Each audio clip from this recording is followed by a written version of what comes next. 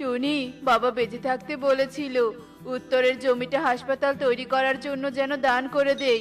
তাই ভাবছি আজই জমিটা দান করে দিব, যাতে খুব তাড়াতাড়ি সেখানে হাসপাতাল বানানো হয়। হ্যাঁ টোনা, এটা খুব ভালো কথা। তুমি তাহলে ভূমি অফিসে গিয়ে কথা বলে এসো। এরপর টোনা ভূমি অফিসে যাওয়ার উদ্দেশ্যে বাড়ি থেকে বেরিয়ে পড়ে। আর কিছু দূর যেতেই পথে কালুর সাথে তার দেখা হয়ে যায়। আরে টোনা, কোথায় যাচ্ছিস? কালু দাদা, একটু ভূমি অফিসে যাচ্ছি। ভূমি অফিসে কেন? জমি বিক্রি করবি নাকি? এরপর টোনা কালুকে সব কথা খুলে বলে, আর টোনা সেখান থেকে চলে যায়। টোনা জমিটা দান করতে চাইছে, কিন্তু মোড়ল মশাই তো বলেছে কিছুদিনের মধ্যে ওই জমিটা কিনে বাড়ি বানাবে। না না, কথাটা তো মোড়ল মশাইকে জানাতে হবে।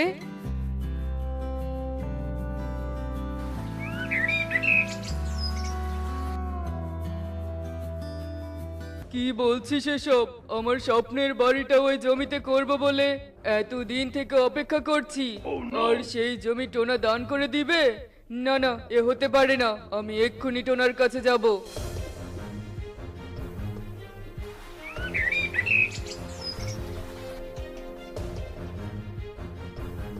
টোনা, টোনা, বাড়িতে আছিস? আরে মোড়ল মশাই যে, আসুন আসুন, ভেতরে আসুন। আমি এখানে বসতে আসিনি, আমি তো টোনার সাথে দেখা করতে এসেছি। টোনা কি ভূমি অফিস থেকে এখনো আসেনি? না মোড়ল মশাই, এখনো তো আসেনি। টোনা না আসা পর্যন্ত আপনারা ভিতরে এসে অপেক্ষা করতে পারেন।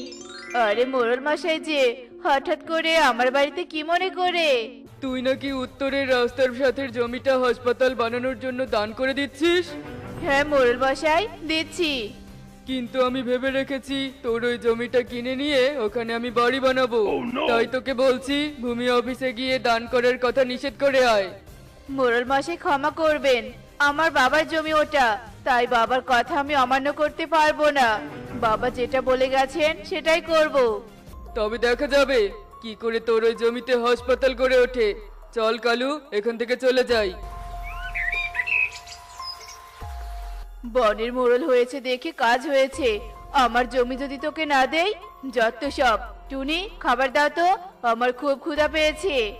আচ্ছা ঠিক আছে টোনা, তাহলে ঘরের ভিতরে চলে এসো। এরপর